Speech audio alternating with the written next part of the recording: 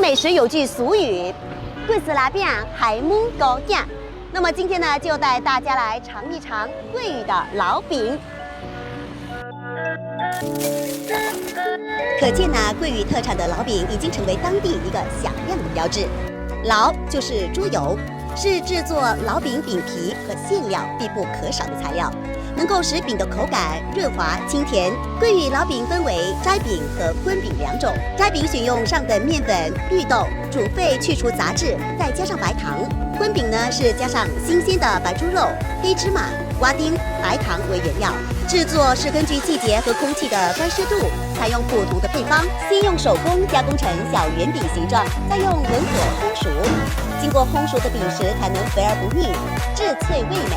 老饼配功夫茶，绝对是下午茶的标配哦。